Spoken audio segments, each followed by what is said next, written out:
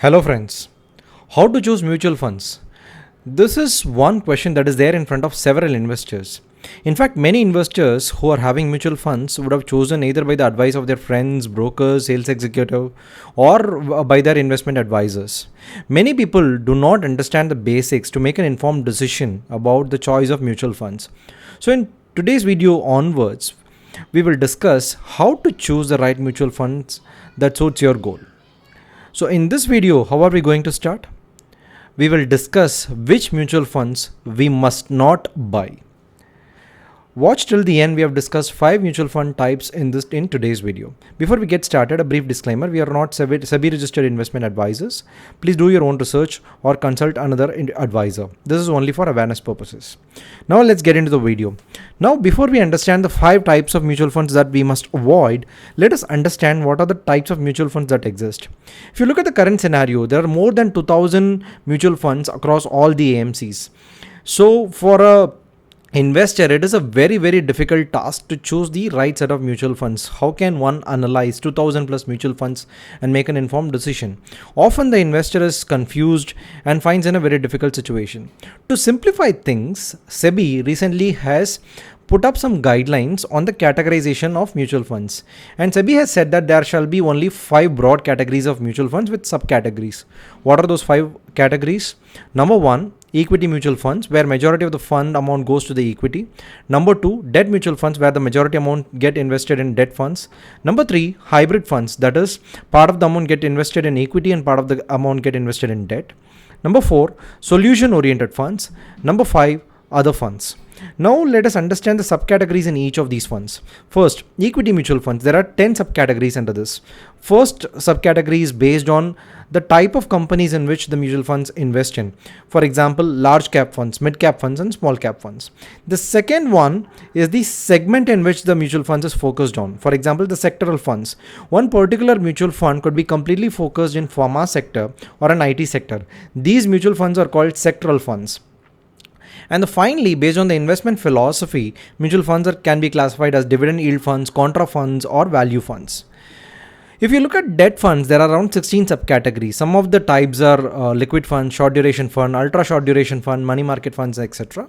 Hybrid funds still have 6 subcategories: aggressive fund, conservative funds, balanced funds, arbitrage funds, etc. Conservative funds are the ones where the large amount goes to debt instruments which are of low risk, low return. Aggressive funds make higher contribution towards equity funds which is high risk and high return. If you look at solution oriented funds, there are only 2 categories. Either it is a retirement fund or children's fund. And finally, the other funds, there are 2 categories. One is funds of funds, the other one is the index fund. One good example of index fund is the Nifty 50. Now let us discuss the 5 type of mutual funds an investor must avoid. Number 1, sectoral funds. Why should we avoid sectoral funds? Let's first understand what are different sectoral funds and what does it mean to be a sectoral fund. A sectoral fund is one in which it invests in the companies in one particular industry segment. For example, pharma funds invest in many companies in the pharmaceutical industry. For example, Dr. Reddy's, Cipla, Sun Pharma, Aurobindo Pharma, Alembic Pharma, Gland, etc. If you look at FMCG funds, they are getting invested in companies like Marico, Hindustan Unilever, P&G, etc. Right? What is the problem with these type of funds? The problem is these funds defeat the purpose of diversification which the mutual fund is supposed to achieve. For example, let's say the pharma funds. Majority of the Indian pharma companies are suppliers to the United States. If there is a regulation that affects all the pharma companies based out of India in the US, then the entire sector is going to go down. So any such kind of a sectoral risk will impact the fund's performance drastically, and hence these funds are not a good option given the risk that it possesses. I've given an example. Recently, US FDA slapped 19 warning letters to Indian pharma firms, and because of that, many companies suffered and many companies' performance went down and the overall fund performance took a hit. Second, hybrid funds. At the outset, hybrid funds looks like one of the best options. Why? Because it has both equity and debt. It has high risk instrument, at the same time low risk instrument. Wow, nice. Wait. If you look closely, these hybrid funds are high cost funds. Why? I will show you in the subsequent slide. These equity funds and debt funds, if you look at the goal or the performance tenure, equity funds perform well in the long term, very similar to a share, right? You need to give a company a substantial amount to perform, a substantial amount of time to perform, whereas debt funds are more focused on short and medium term. These give regular returns but not very high returns in the short and medium term. If you invest in a hybrid fund, an investor is often confused on what should be the time window in which the investor should look at, whether it is whether they should withdraw in short term or in the long term. So it defeats the purpose of the mutual fund in itself, and hence we cannot set a particular time window or a goal in such type of funds. If you really want to diversify into both debt and equity, it's better if you have 20,000 rupees, invest 10 in an equity fund, 10,000 in an equity fund, and 10,000 in a debt fund rather than going for a hybrid fund. Now let's understand why these are high cost funds.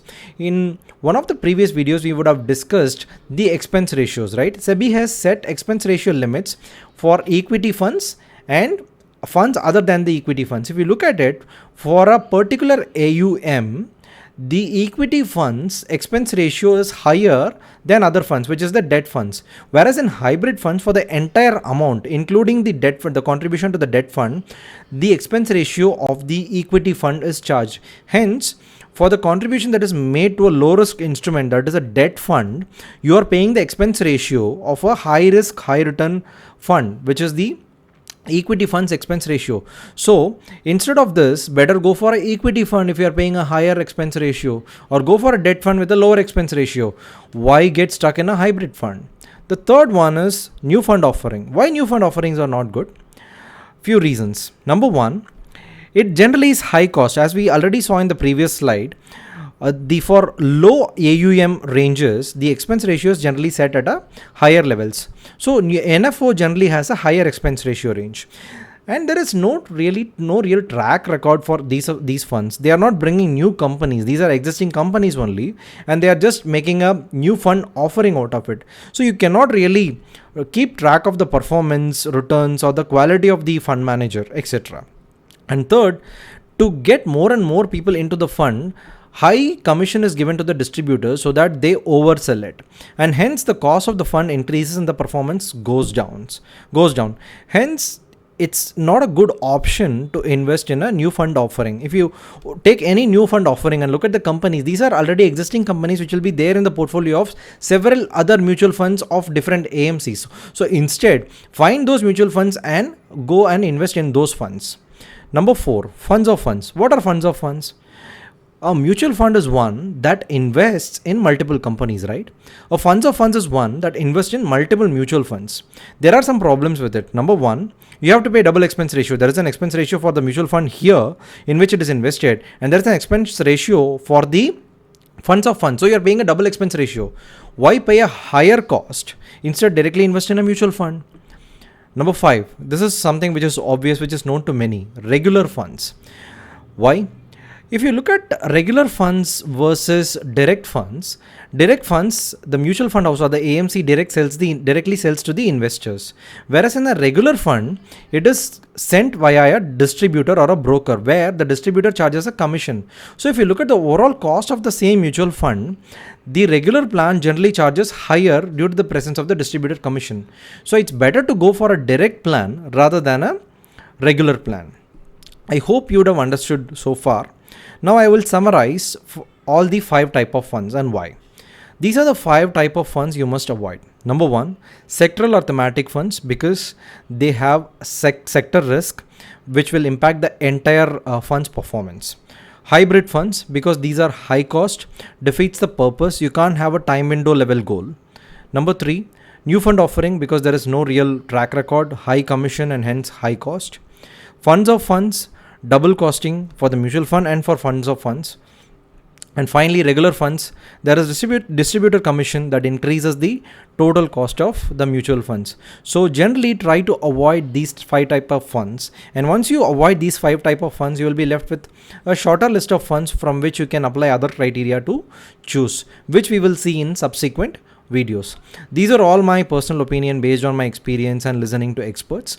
Please do your own research, and I am not a SEBI registered investment advisor. If you really like this video, give us a thumbs up, and please do share this video with your friends and family who are interested in mutual funds and who have invested in mutual funds. Please subscribe to our channel and help us grow. Thanks for watching.